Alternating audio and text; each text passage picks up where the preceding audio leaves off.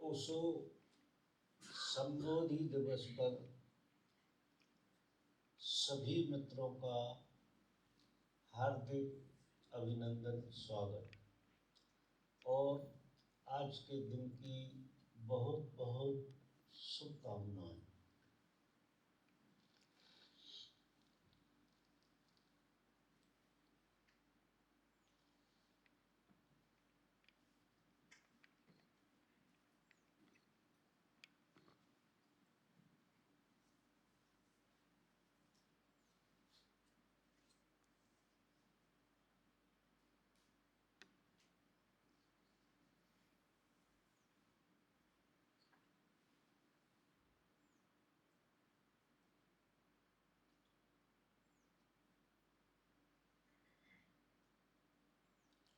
किसी का प्रश्न है, साधना में एफर्टलेस 2-3 घंटा का आश्रम में होता है, वैसे घर में भी जम पाया उसके लिए क्या करें? क्या साधना में गति के लिए बीच बीच में आश्रम या सत्पुरुषों की संगत जरूरी है? घर में शाम को बेटी के साथ 4-5 घंटे फ्री रहती हूँ, उस समय का सदुपयोग कैसे करें?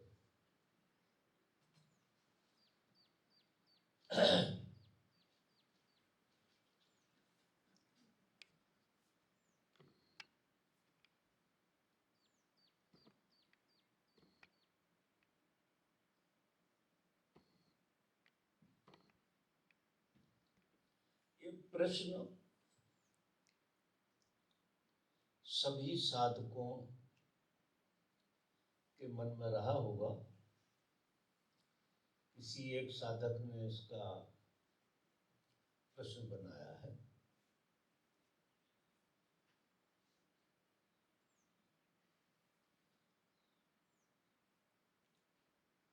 आश्रम में जब आप रहते हैं तो विपरीत का चैलेंज आपको ना के बराबर रहता है। करीब करीब विपरीत का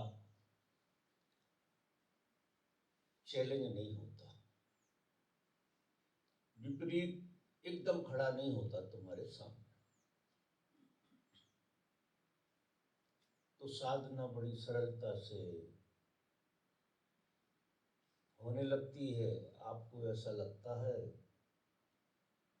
कि यहाँ बहुत सहज रूप से एक फटनेस आ जाती है, एक साइलेंस आ जाता है, विचार कम हो जाते हैं और इन सबका परिणाम मस्ती हो जाती है। मस्ती तो होनी चाहिए। ये घटना जब हम कामकाज की दुनिया में परिवारों के साथ रहते हैं, वहाँ थोड़ा विडंबना खड़ी हो जाती है और साधक का बार बार आश्रम में आने का मन करता है।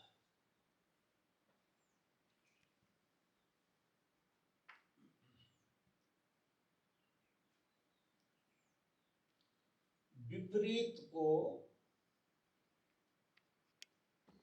विपरीत की तरह देखने की जो समझ है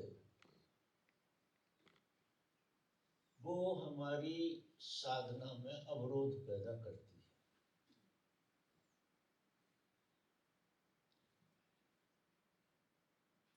इस संसार में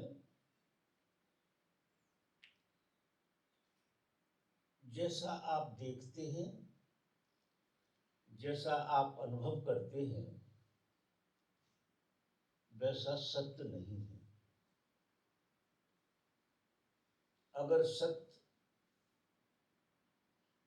कोई चीज है तो उसके साथ समस्या बिल्कुल नहीं होती। समस्या हमेशा झूठ को सच समझने की वजह से होती है। अच्छा, आप ये देखिए, झूठ को झूठ समझ के भी समस्या खड़ी नहीं होगी, क्योंकि जब तुम झूठ को झूठ समझोगे तो उसमें टिक नहीं सकते, उसको देखना पड़ेगा, उसको जीना पड़ेगा, उसकी पीड़ा भोगना पड़ेगा। लेकिन होता क्या है, झूठ को सच मान के जीते, और झूठ को सच मान के जीने में सारी परेशानियों का जन्म होता है। तो कोई बुराई नहीं है किसी चीज को, झूठ को बिल्कुल झूठ की तरह जीना, कि ये झूठ है। अगर ईमानदारी से आप झूठ को जियोगे तो आप इतनी पीड़ा से भर जाओगे कि उससे बाहर आने का उपाय ढूंढोगे। लेकिन दुर्भाग्य ऐसा है कि जो झूठ को सच जीने का ख्याल है वो सब दूर फैला हुआ है।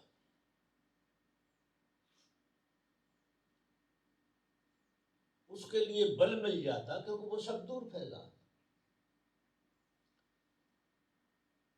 वही काम दूसरा कर रहा है, वही काम तीसरा कर रहा है, वही काम आप कर रहे हैं। तो पहली बात, जिस चीज को आप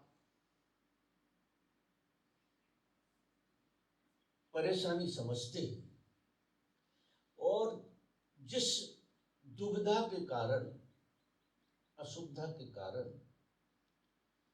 आपको साधना में परेशानी होती है, साधक जब धर्म की यात्रा शुरू करता है या किसी गुरु की शरण में जाता है, गुरु से दीक्षा लेता है, आपने देखा होगा लोग मानते नहीं हैं, अदालत में गीता पे हाथ रखवाते हैं, गवाह को भी और मुजरिम को भी, और कहते हैं कि मैं जो कहूंगा वो सच कहूंगा, सच के सिवाय कुछ नहीं कहूंगा। बड़ी तपस्या है, कह देते हैं, जीते नहीं है, क्योंकि आपके पीछे कोई नहीं पड़ा है, कोई देखने वाला नहीं कि काम चलाने झूठ बोल दिया और बाद में आप तो क्या हो गया बोल दिया। तो सब बोलते हैं, इसलिए हमने भी बोल दिया। जब आप किसी गुरु से दीक्षित होते हैं और धर्म की यात्रा में जाते हैं तो आपको भीड़ का अनुसरण करना बंद करना पड़ता है। जो नियम भीड़ के हैं वो सन्यासी के नहीं है। भीड़ एक दूसरे नियम से जीती है, पूरी भीड़ झूठ को सच मान के जीती है और पूरी भीड़ एक व्यक्ति को झूठ का सच मनवा के रहती है। मानना ही पड़ता है आपको। यदि आपने संकल्प लिया है, धर्म का मतलब है सत्य की यात्रा, अद्भुत यात्रा है, गजब की यात्रा है और ये यात्रा का हकदार मनुष्य है। मनुष्य, प्रत्येक मनुष्य इस यात्रा का हकदार है। कौन हकदार नहीं है? अगर वो सच को जीना चाहे, कोई रोक नहीं रहा, कोई हाथ नहीं पकड़ता। लेकिन यदि भीड़ की सोच से जियोगे तो आप इतने सहजता से झूठ बोलोगे, बहुत सहजता से बोलोगे। बिना कारण के भी आते तो ऐसी पड़ जाती, बिना कारण के बोलोगे। जब झूठ बोलोगे तो सच को कैसे जियोगे? तो पहला काम साधक का, सन्यासी का, इतना परिवर्तन आएगा जीवन में, इतना परिवर्तन आएगा कि झूठ बोलना बंद कर दो, चाहे कुछ भी बिगड़ जाए। क्योंकि संसार में एक बात कहूं मैं ईमानदारी की आपसे, कि न संसार में कोई चीज संवारने के लिए है, ना तो संसार में आप संवर सकते, कोई चीज आपको संवारने में नहीं, और न संसार की कोई चीज आपका बिगाड़ रही है। संसार की चीज संसार के नियमों से चलती है, बस एक झूठ के नियम से चलती है। संसार आत्मा को कैसे बिगाड़ सकता है और कैसे संभाल सकता है? तो गुरु की जो बात समझ में आ जाए कि इस दुनिया में ना तो कुछ खोने हैं और ना कुछ पाने हैं। जब खोने और पाने है ही नहीं तो झूठ का क्या मतलब है? फिर झूठ बोलने की जरूरत नहीं है। और झूठ बोलने का अर्थ आपको समझ में बैठ जाएगा। आपको इस संसार में झूठ क्या दिखता है, वो झूठ की तरह दिखेगा। वो उस पर शक्कर चढ़ी नहीं दिखेगी, करेला करेला दिखेगा। अब करेले की तरह देखने में क्या बुराई है? करेला कड़वा है, शक्कर मीठी है। अब करेले को चाशनी चढ़ा कर देखो और कहो कि गुलाब जामुन है। अब तुम्हारे चाशनी चढ़ाने से गुलाब जामुन तो हो नहीं जाएगा। तो मान के हम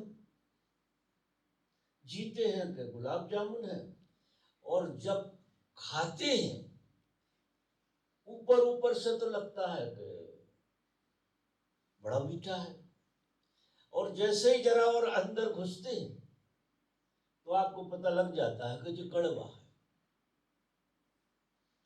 तुम्हारे जीवन की जितनी वासनाएं हैं, जितनी कामनाएं हैं, जितनी भावनाएं हैं, ये सब एक कड़वापन पे चाशनी चढ़ी हुई और कुछ नहीं। तो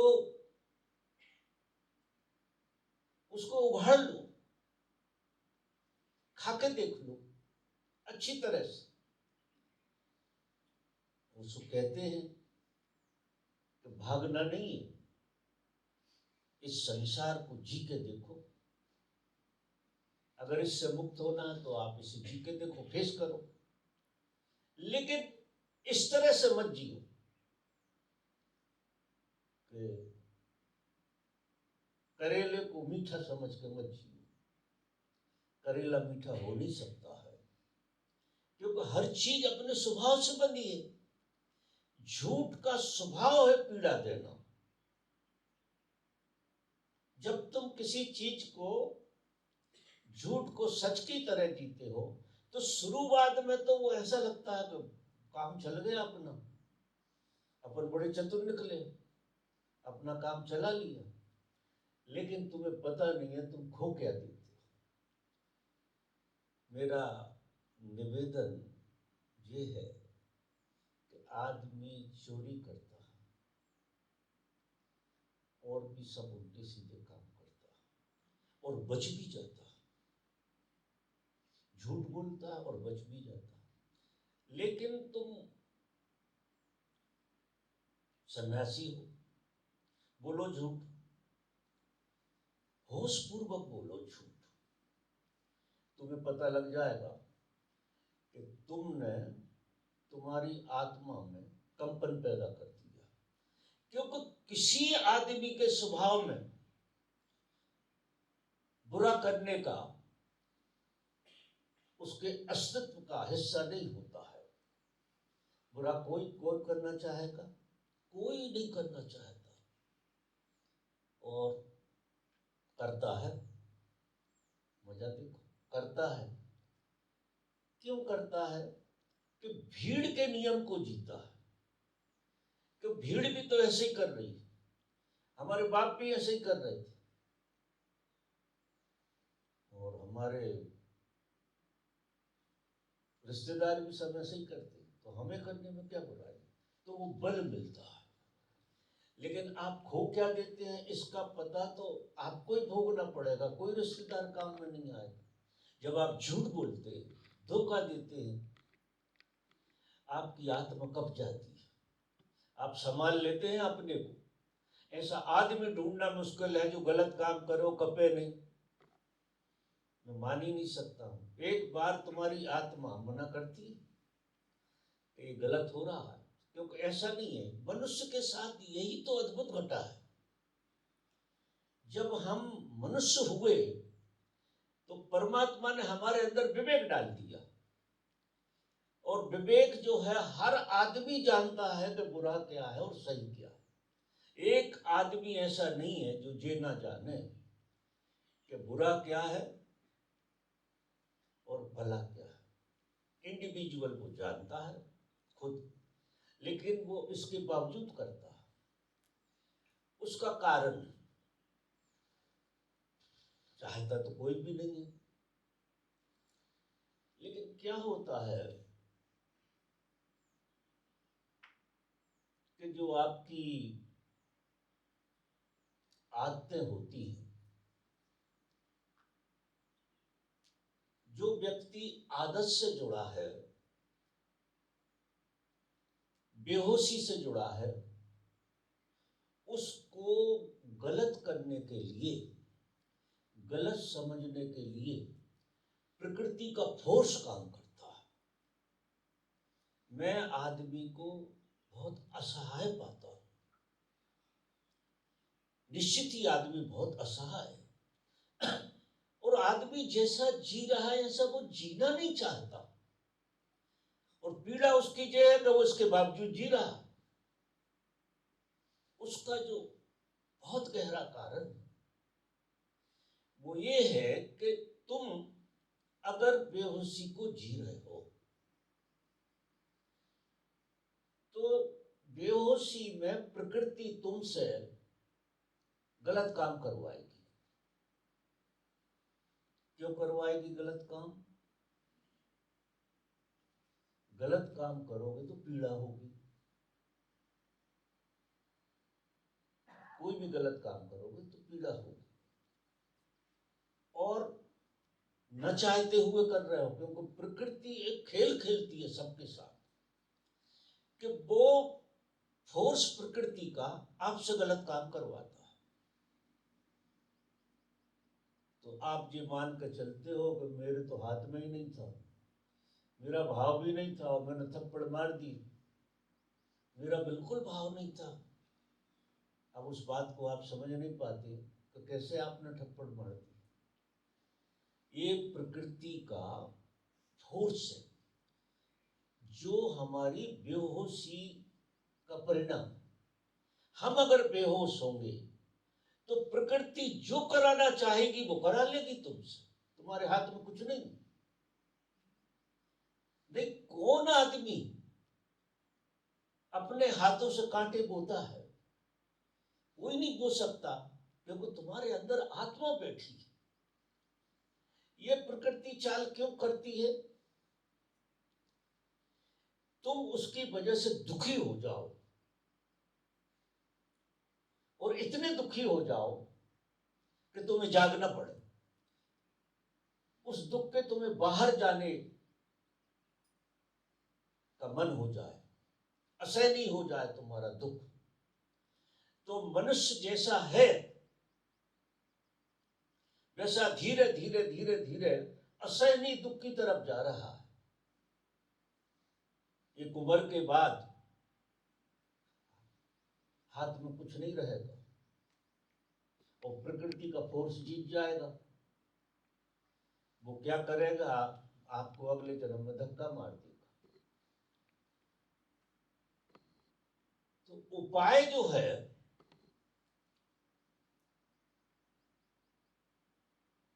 हमें अपने भीतर खोजना पड़ेगा कि हम झूठ कैसे बोल जाते हैं।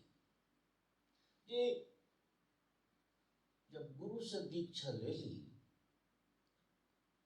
तो हमें खुद के लिए ईमानदार होने की कला सीखना पड़ेगी। खुद के लिए। अभी हम ईमानदार भी होते हैं तो दूसरों को दिखाने के लिए, और दूसरों को दिखाने में, ईमानदार होने में तुम्हें कुछ सुकून नहीं मिलता है। काम चल जाता है लेकिन सुकून नहीं मिलेगा। ईमानदार जब आदमी खुद को होता है तो आप आश्चर्य करोगे, उसकी चेतना में जागृति आती है, उसकी चेतना प्रज्वलित होती है। जो चीज हमें पतन की तरफ ले जा रही है, प्रकृति ऐसा क्यों करती है?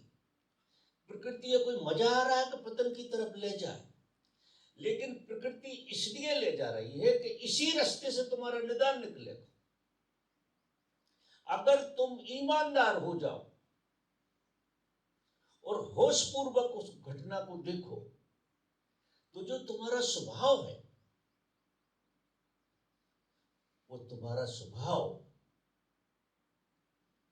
ईमानदार होने की तरफ जाएगा और आप अपने प्रति ईमानदार हो, दूसरे के प्रति ये ड्रामा हो जाएगा।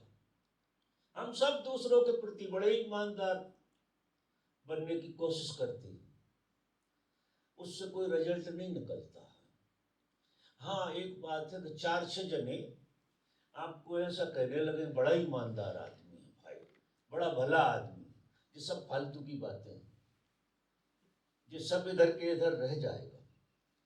और जब हम खुद के प्रति ईमानदार होंगे तो जो हासिल होगा आपको पता लगेगा। आपके भीतर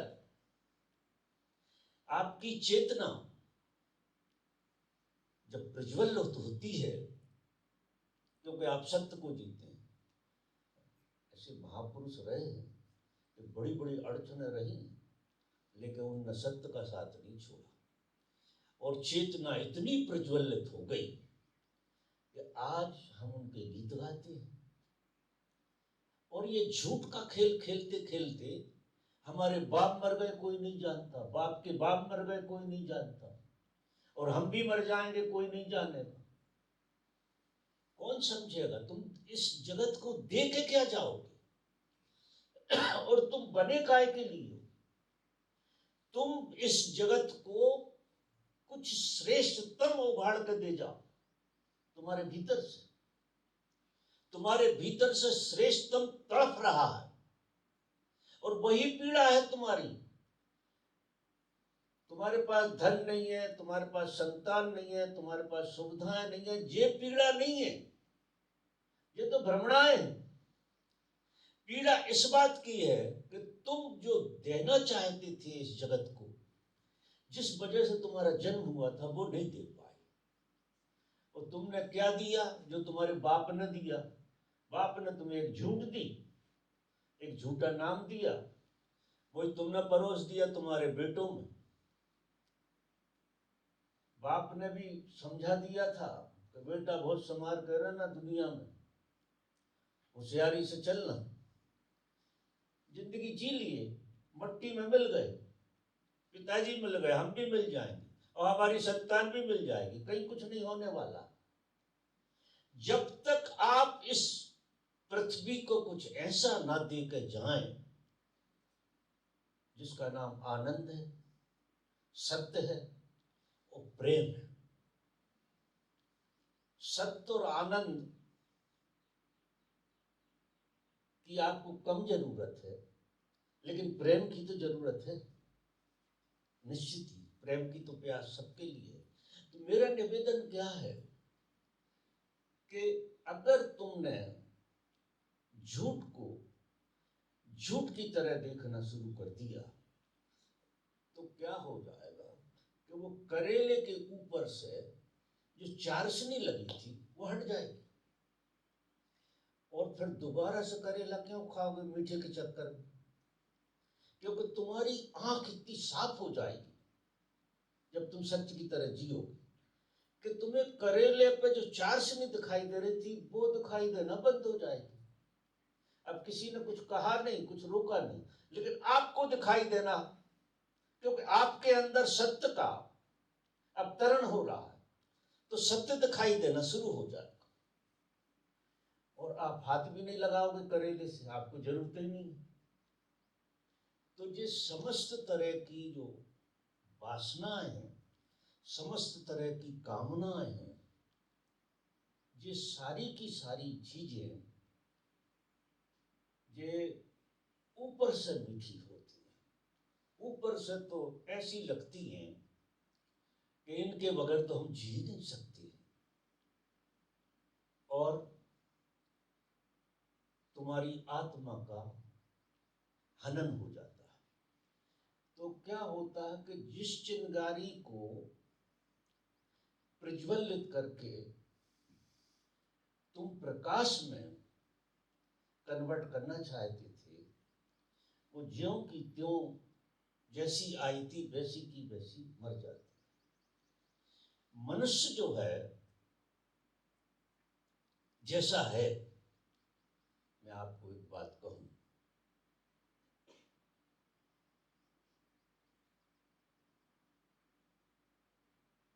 उसका सार, किसी चीज का सार समझते?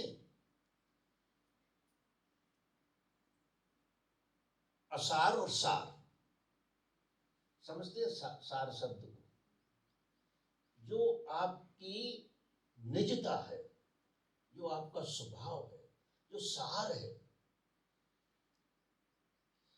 वो आपको प्रकट होगा, और अस्तित्व आपको पहले मिल गया है। मनुष्य में और पशु में और पेड़ पौधों में जो फर्क है वो ये है कि वहां जो है सार पहले है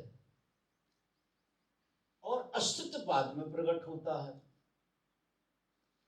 जब सार पहले हो, अस्तित्व बाद में पैदा हो, तो वहां कोई मांग नहीं रहती, वहां वो, क्योंकि सार पहले है ही। जो बीज है वो वृक्ष है,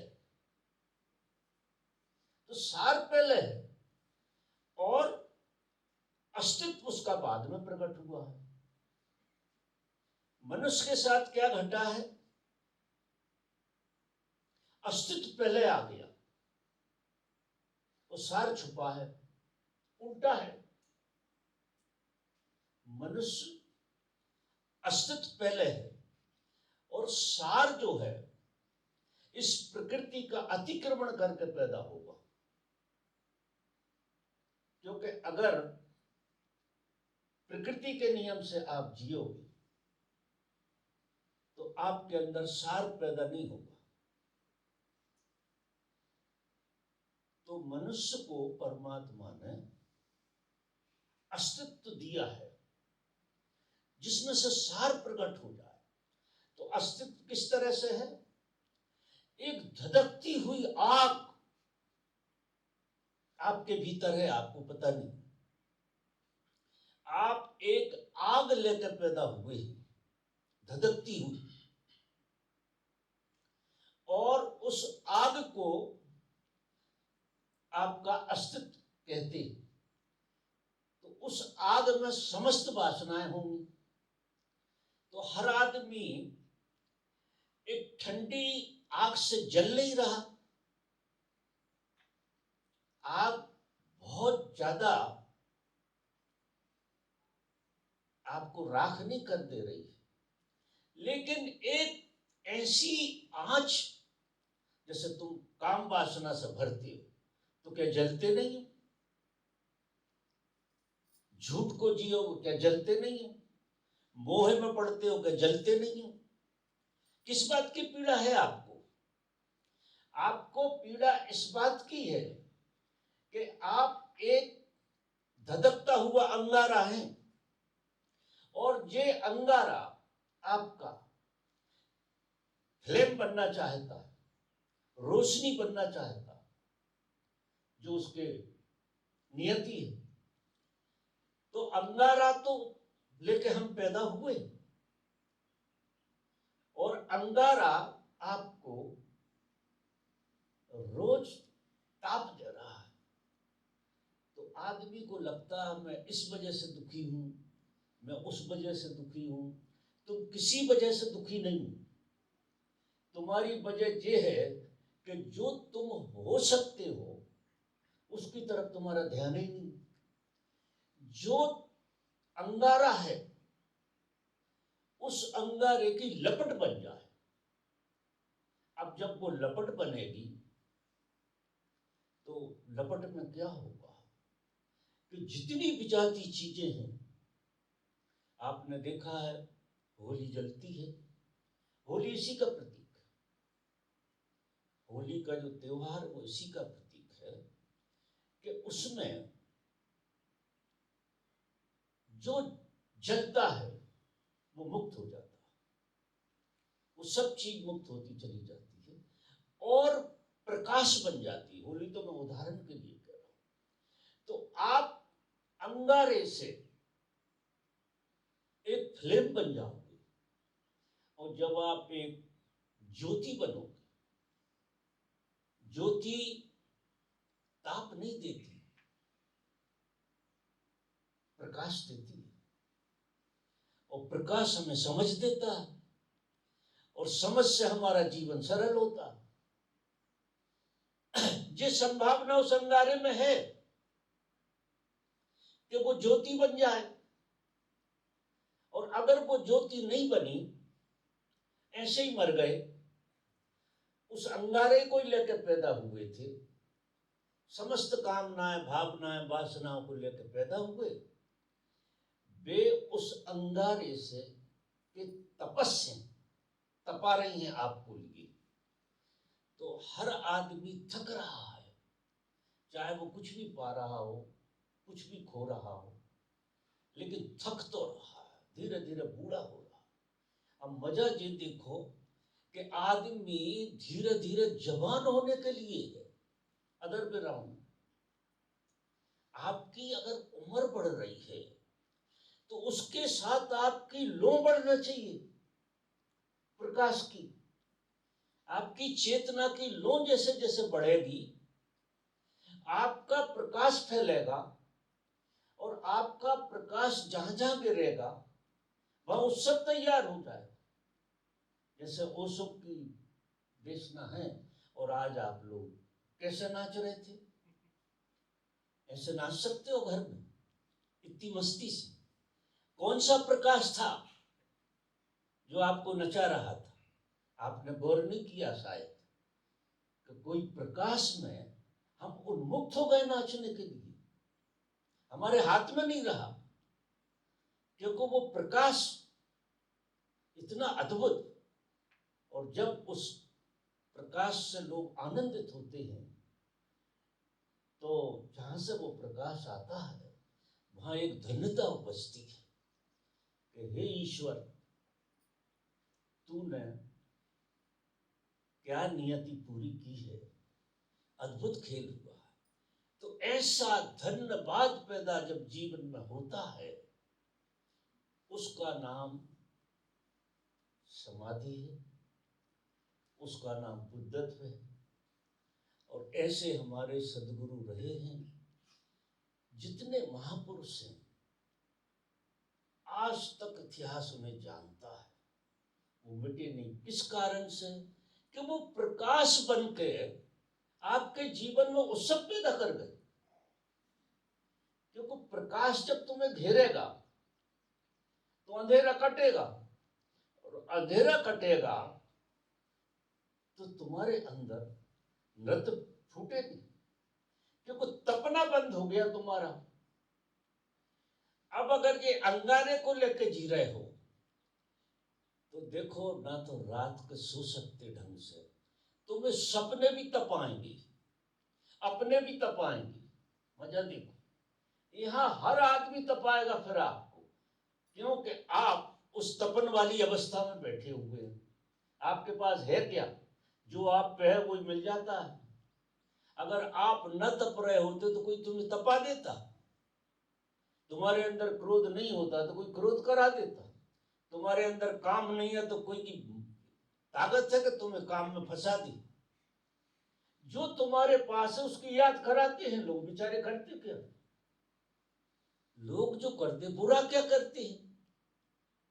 अरे जो तुम्हारे पास है उसकी याद दिला देते हैं, और तुम उसकी याद छुपा के बैठे हो, नहीं मैं ऐसा थोड़ी हो सकता, और दिखा देते हैं वो। अब समझ लो, तुम जैसा समझना, ऐसा खेल है। तो देखो मित्रों, हम सब बहुत सौभाग्यशाली हैं। मैं आपसे निवेदन करूं कि हम ऐसे महापुरुष की प्रकाश में हैं, महापुरुष की छत्र छाया में हैं, और अभी आपकी उम्र बीत नहीं गई है। आप अच्छी उम्र में हो, करीब करीब घुटने नहीं टेक रहे, अच्छी उम्र में हो। ये सौभाग्य है कि इस उम्र में तुम्हें जो बात थोड़ी समझ में आ रही है, और इस महारास में तुम शामिल हो गए हो। इससे साधारण खेल मत समझना कि इकट्ठे हो गए और हल्ला गुल्ला हो गया और चले गए, से हल्ला गुल्ला मत मानना। ऐसा रहस्य छुपा है, एक बार भी आकर तुम्हारी चेतना में कितना परिवर्तन होता है। तुम चूंकि सोए हो, नींद में हो, सपने में हो, और इसके बावजूद भी काम हो रहा तुम्हारे ऊपर। किसी ने पूछा है कि हम सत्संग में आते रहें, तो मेरा ऐसा मानना है कि कम से कम साल में 2 बार तो महाराज में शामिल हो। छीटा छाटी थोड़ी सी हो जाएगी और बड़ा सहज हो जाएगा। हाँ, एक बात है कि यहाँ रहोगे हमेशा तो आलसी हो जाओगे। यहाँ भी कारण है उसका। कारण क्या है कि जो चैलेंज है, क्योंकि यहाँ जो है थोड़ा सा आपको करेले पे चाशनी दिखाई दे जाएगी तो कहोगे नहीं खाते यार। यहाँ थोड़ी सी समझ बैठ जाएगी। करेला जो है ना, उसको आप थोड़ा तो करेले की तरह, अब अलग बात है कि तुम्हें करेले की तरह खाना हो, वो एक अलग बात है। उस खाने में कोई बुराई नहीं है, उसमें पेट ठीक होता है। और करेले को रसगुल्ला की तरह, तो हमने माना क्या था? रसगुल्ला। निकला करेला। तो हमारा जो जीवन है वो सब कुछ ऐसे ही है, उल्टा पुल्टा। तो यहाँ आने के कितने लाभ हैं ये बाहर से नहीं गिनाए जा सकते।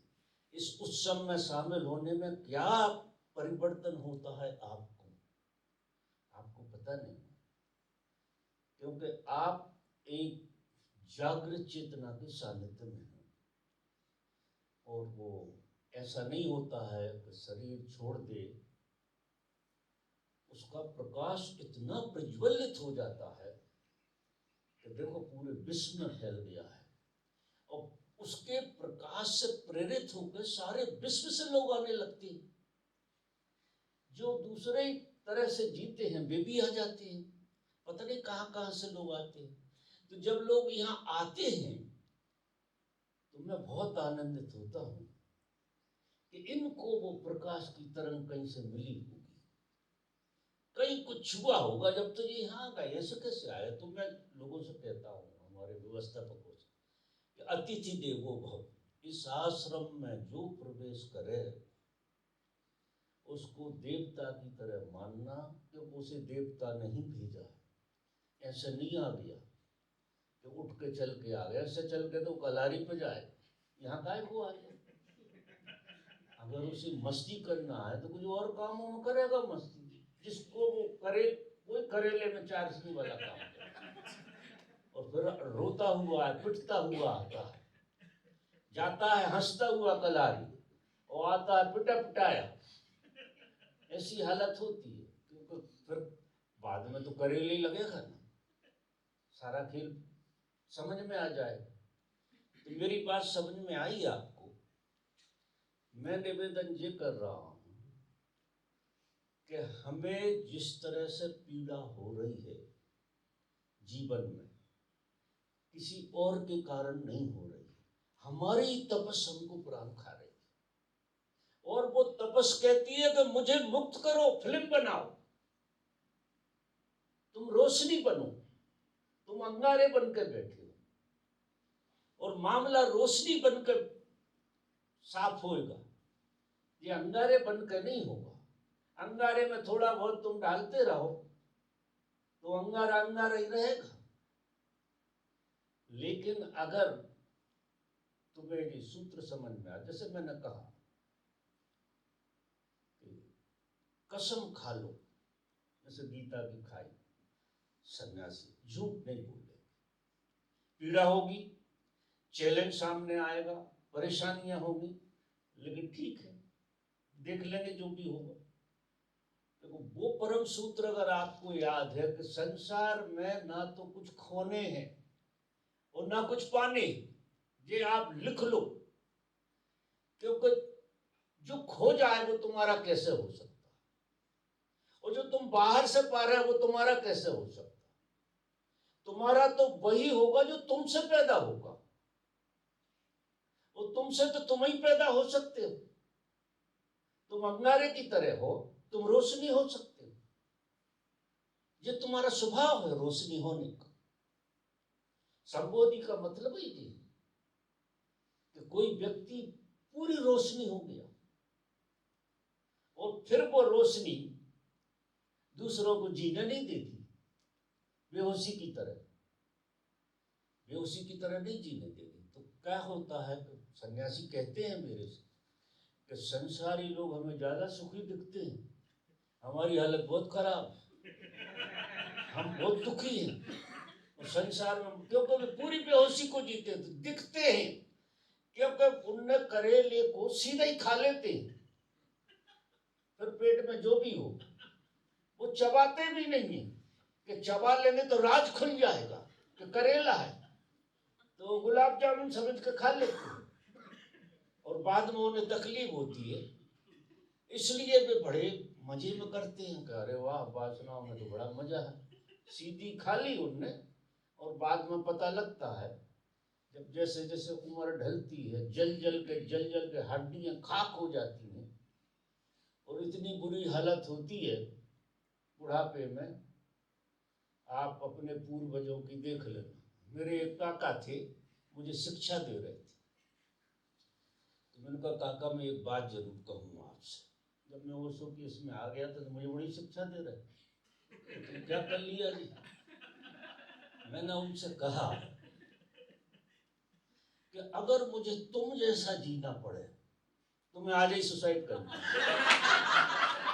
मुझे तुम जैसा तो बिल्कुल नहीं जीना, ना मेरे बाप जैसा जीना, किसी जैसा नहीं जीना। मैं मरने की तैयारी है मेरी, लेकिन तुम जैसा तो नहीं जीऊंगा। मैं मेरे जैसा ही जीऊंगा, जैसा मुझे मेरे लिए जीना है ऐसा जीऊंगा। इसलिए सलाह देना बंद करो, जिंदगी में नहीं बोले फिर बात ही नहीं करी कभी।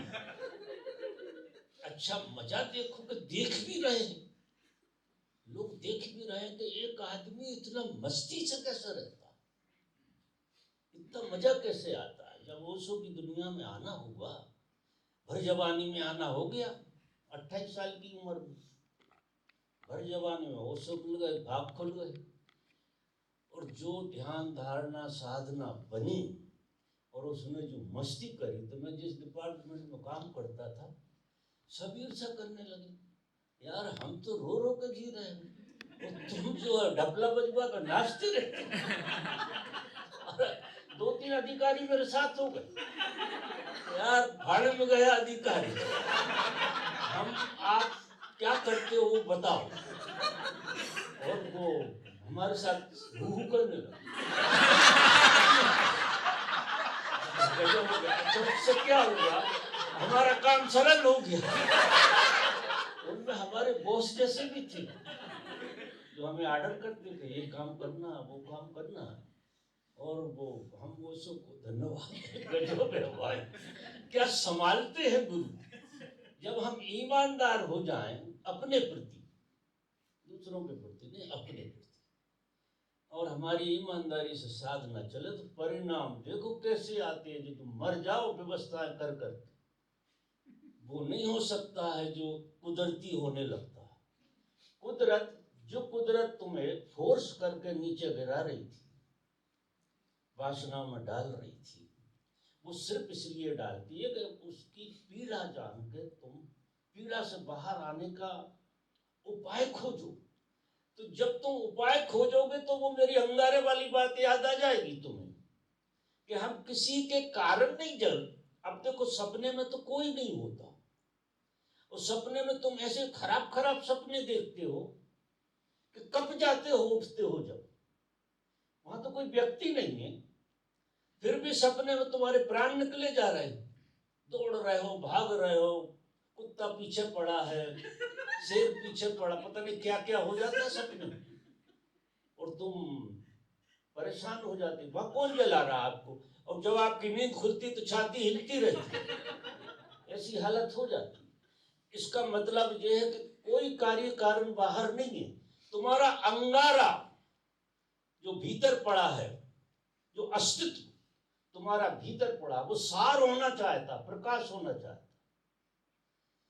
वो प्रकाश तुम्हारा सार है जी, ख्याल रखना। और उस प्रकाश से आनंद और प्रेम झरता है, आनंद झरता है, प्रेम झरता है। मस्ती तो झरती है, और आपकी नहीं झरती, मुर्दों की भी झर जाती है। मुर्दे भी दौड़ने लगते उस प्रकाश के छाए में, मरे मराए भी दौड़ने लगते। अब वो सीखे ना वो अलग बात। तो हमने तो पूना आश्रम में बड़ा चमत्कार देखा है, और उस मस्ती में शामिल हुए, और वो सूत्र इतनी जल्दी समझ में आ गया, अच्छी उम्र में समझ में आ गया। ये अच्छी बात रही। आपकी भी अच्छी उम्र है, जहाँ तुम खड़े हो बिल्कुल अच्छी उम्र में हो, और आज से ही एक तय कर लो कि लपट बन के तो जीना है यार। ये लपट बनकर काम काज में नहीं भगना। एक लपट बाहर की है जो तुम्हें किसी खड्डे में ले जाके गिराती, वो दौड़ाती बहुत, वो अंत में खड्डा, किसी खड्डे में जाके गिरते। और एक लपट तुम्हारे भीतर से जो तुमसे ही उठती है, ये लपट कार्य कारण से उठती है कि कोई चीज, गाय को घास दिखाओ, गाय दौड़ेगी, लपट बन जाएगी। हम ऐसी लपटों में पड़े हुए हैं तो जहां हमारा लाभ हो रहा दौड़ पड़े। अब काय को लाभ हो रहा है, क्या जरूरत है तुम्हें, वो पता ही नहीं है। तुम्हारी जरूरत नहीं है, तुम्हारी आदत जो तुम्हें दौड़ाती रहती है। जरूरत तो ना के बराबर हर आदमी की, लेकिन आदत और देखा देखी, क्योंकि भीड़ तंत्र को जी रहे हैं। तो भीड़ से कह दो कि हम तुम्हारे जैसे नहीं जीना, जैसे हमने अपने काका को, देखो हम तुम्हारे जैसे जीने के लिए तो आज ही मर जाए तो ठीक है। अब इतना संकल्प होना चाहिए साधना कि अगर भीड़ की तरह तुम्हें जीना तो आज ही मर जाओ न, जी कर क्या रहे हो। तो खड्डे में गिर के मरोगे, ऐसे ही मर जाओ यार, हाथ पांव मत तोड़वाओ। तो ये दौड़ना काम का नहीं, आपके काम में आने वाला नहीं। नहीं, सपने भी दुखी होंगे, सपनों से अंदाज लगा लिया करे अपना, तो सपने में कोई होता ही नहीं है यार, फिर भी हम दुखी हो जाए। अच्छे सपने तो बहुत कम आते हैं, ना के बराबर आते हैं, करीब करीब खराब सपने ही आते हैं लोगों को, क्योंकि वो अंगारा काम करता है, वो तुम्हें सपने में भी जलाता है और हकीकत में भी जलाता है, और वही दौड़ा रहा वो अंगारा, क्योंकि वो अंगारे की ऊष्मा, वो ऊष्मा है, वो प्रकाश नहीं, वो ऊष्मा आपको दौड़ाती रहती है। काम बन के, क्रोध बन के, लोभ बन के, मोह बन के, ईर्षा बन के, ये दौड़ाती रहती है। और हम समझते नहीं है कि यार ये हम गोरख धंधे में क्यों पड़े, ये गोरख आखिर ये है क्या चीज जो हमारे बावजूद हमें धक्का देती रहती है। हम नहीं चाहते कि यहाँ से उठ के चले जाए, लेकिन हमें जाना पड़ता है। कोई पीछे लोभ लगा है, वो लोभ हमें दौड़ा ले जाता है दूसरी जगह। और बहुत अगर जागरूकता से देखोगे तो हम सब व्यर्थ का काम कर रहे हैं, सब सिवा व्यर्थ के काम के। जब तक तुम इस खेल में नहीं आ जाते कि आपका अंगारा लपट बनने लगे और वो सच्चाई जीने से आएगा। सच्चाई आपको ध्यान करोगे तो समझ बनेगी, संवेदना जगेगी आपकी बहुत। जो झूठ को झूठ की तरह देखे और उसकी पीड़ा भोगेगी और सच को सच की तरह देखे, तो रास्ता है ध्यान। और फिल्म को फैलाने में ध्यान और अहोभाव, दो चीजें, एक तो ध्यान हो, एक जीवन का इतना सम्मान करो। अब ये झूठ बोलना दो पैसे के लिए, ये जीवन का अपमान है, ये जीवन का सम्मान नहीं। किसी को धोखा देना, आपने किसी को धोखा नहीं दिया, आपने अपने जीवन का अपमान कर लिया, और उसकी सजा, जितना अपमान आप अपना करोगे उसकी सजा प्रकृति आपको देती है। फिर इनसे देगी, इनसे देगी, इनसे देगी, किसी को भी बहाना बनाकर थप्पड़ लगवा देगी, ऐसी हालत होती है। तो जीवन का सम्मान करना हमें सीखना पड़ेगा, क्योंकि हम सन्यासी हैं, ये पक्का है, हम धर्म के रास्ते पर चल रहे हैं। तो पहली बात तो ये अधर्म के लोगों की सोसाइटी जो है ना, इस सोसाइटी का जो व्यवहार है वो थोड़ा कम तो करना पड़ेगा। और जितना व्यवहार होगा वो आपके जगाने के काम आए, वहां व्यवहार रखो। जैसे आपका परिवार, परिवार बहुत अच्छी चीज है। जितना आपका परिवार आपके अंधेरे का पता बताता है, इतना कोई नहीं बताता। फिर पड़ोसी बताता है, रिश्तेदार बताते हैं, ये जो नजदीक के लोग हैं बड़े अच्छे लोग हैं, बहुत अच्छे लोग हैं, यही आपको आपकी असलियत बता देते हैं। दूसरा तो थोड़ा सा लीपा पोती करेगा, लेकिन परिवार वाले तो एकदम बता देते हैं आपका हिसाब किताब। उनके साथ रहो, परिवार के साथ रहो, बिल्कुल कोई बुराई नहीं है। और उसका कैसे उपयोग करना, वे आपको उकसाएंगे, आपके अंगारे में थोड़ा सा टोंचा मारेंगे। अंगारे, अब दुखती हुई नस तो है ही, तो किसी ने हाथ रख दिया तो आप उछल जाते हो, बहुत जल्दी उछल जाते हो। अगर आप उछले नहीं, जागृत हो गए उसमें, तो भीतर से उछलो, मजा आ जाएगा। बस इतनी सी कीमिया बदलनी, आप जहां रह रहे हो, जैसे हो, बिल्कुल सही हो, कुछ छोड़कर नहीं भागना, कहीं नहीं जाना। क्योंकि परमात्मा ने डबल आयोजन किया है आपका। जो चीज आपको सुला रही है वही चीज आपको जगाने के काम में आ सकती। जो जहर है वो औषधि, जहर जो है, जो हमें भयभीत करता है, वही औषधि है। फिर देखो, तुम कभी ठीक हो गए, सब कुछ अच्छा हो गया, बात समझ में आ गई, तो अब उस प्रकाश को लेके घूमोगे ना, तो उसका प्रकाश सबसे पहले तो परिवार पे पड़ना चाहिए, लोगों पे पड़ना चाहिए। जब उन पे पड़ेगा तो वो बदलेंगे, बड़ा आमूलभूत परिवर्तन हो जाएगा। जैसा ओशो ने जो धर्म दिया है, जो समझ दी है, जो देशना दी है, अद्भुत है। आप वो सीधा जड़ से काम करवाते, पहले आपकी रूपरेखा बदल, फिर परिवेश बदल जाएगा अपने आप। जैसे ही आपकी स्थिति बदली, परिस्थितियां अपने आप बदल जाती अपने आप। क्योंकि देखो जी, तो मैंने उदाहरण से देखा है, शुरू के दिनों में मेरे बाबा मुझसे ही डरती थी, तो पता नहीं क्या करेगा जी, कोई भरोसा नहीं है, बड़ा अडसड है, ऐसा उनको लगा। जब ओशो की दुनिया में आया और जब सारा खेल हुआ, तो मेरी माँ मुझसे कहती कि तेरे जैसा बेटा मेरी कुंठ से पैदा हुआ है, मैं तो धन्य हूँ गई। मेरी माँ ऐसा कहती थी। और मेरे माँ बाप इतने प्रेम में मेरे, अब उनका प्रेम में मोह था, वो इतना प्रकाश को बेटे का प्रकाश इतना नहीं पड़ सकता। किसी गुरु के साथ चले गए होते, तो जब फिर उनकी उम्र भी हो गई थी, तो उतना नहीं समझ पाए, तो मोह में बन गए, तो वो मरे नहीं, बड़ा उपद्रव हो गया, मरे ही नहीं, वो मोह में इतने जोर से फंस गए। हमने कहा यार अब करें क्या जी, मरे कैसे? शरीर काम नहीं कर रहा बिल्कुल, और वे मरने राजी नहीं। तो देव योग से कोई घटना घटी कि हमने रहने का निवास बदला, गांव से शहर की तरफ चले गए कोई कारण से।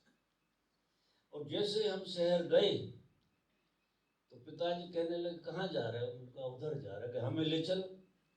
उनका आपको उठा के रखना पड़ता है, ये स्थिति हो गई है आपकी, और आपको ले चलें।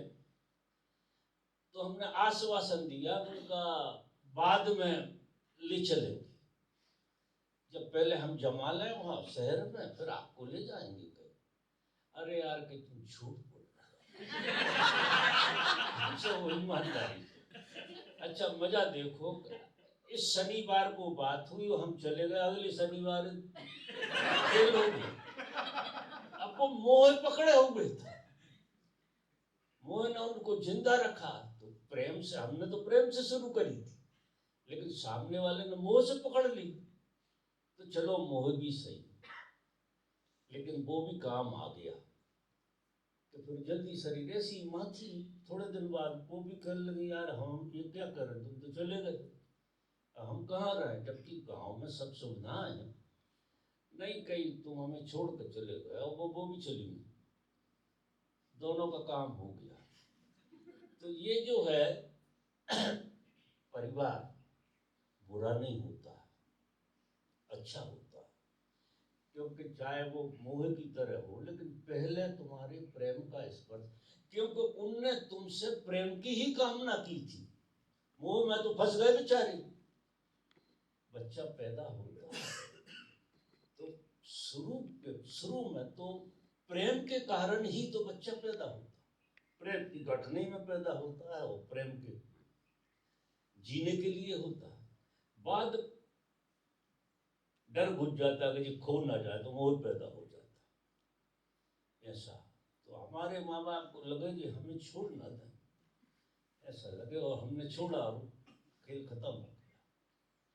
ऐसा खेल है। तो हम सबको दुश्मनी किसी से नहीं लेना, परिवार से कि इससे तो उससे दुश्मनी नहीं। जिनका परिवार है वे सौभाग्यशाली, और जिनका नहीं है वे ज्यादा सौभाग्यशाली।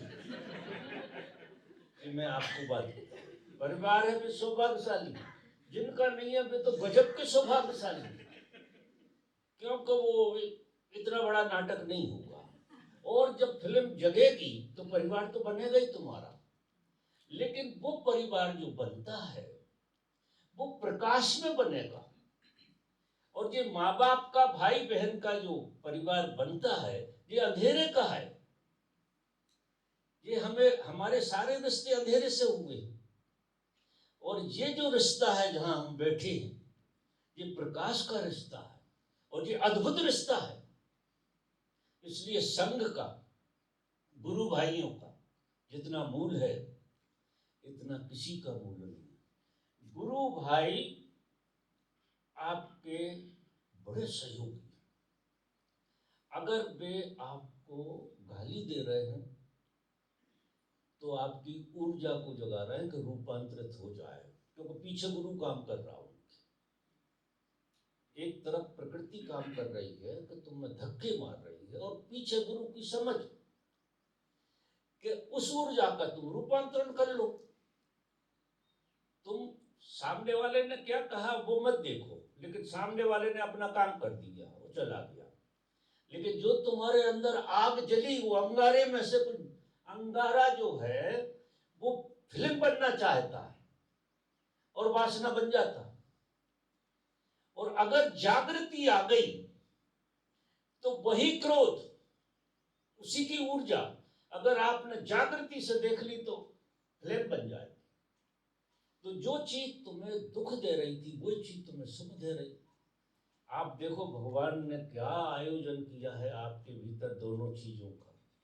हाँ, एक बात है कि उसने सार बाद में दिया आपको। तो ये कुत्ता बिल्ली, ये पेड़ पौधे, ये कोई जलते नहीं है हमारे जैसे कि बिना मतलब के जल रहे हैं, बैठे बैठे जल रहे हैं। किसी को देख के ही जलने लगते हैं। कोई ज्यादा अमीर दिख जाए, गरीब दिख जाए, पता नहीं क्या हो जाए, तो हमारे भीतर घुतर पुतर बिना मतलब की होने लगती है। तो भगवान ने जो हमें समझ दी है ओशो ने, तो ध्यान से और उनकी कृपा से, सत्संग से, वो ये है कि आप इन छोटी छोटी चीजों को बदलने की कला सीख जाओ। और कबीर की बात याद रखना, ओशो भी वही कहते हैं कि निंदक नियरे राखिए आंगन कुटी छुपा। जो तुम्हारी बुराई करे उससे अच्छा तुम्हारा कोई मित्र नहीं है, क्योंकि वो तुम्हारी ऊर्जा को रूपांतरित करने का एक आयोजन कर रहा है। और सदगुरु की समझ हो आप पे, और बगल में ही कोई बुराई करने वाला बैठा हो, क्या संयोग है, आपका पूरा रूपांतरण हो जाएगा। लेकिन आप कहते हैं कि जो हमारी बुराई करे हम उसकी शक्ल नहीं देखना चाहिए।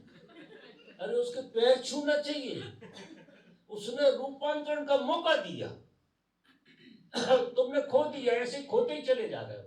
नहीं, एक जन्म बहुत है, आप सबके सब इसी जन्म में मुक्त हो सकते हो।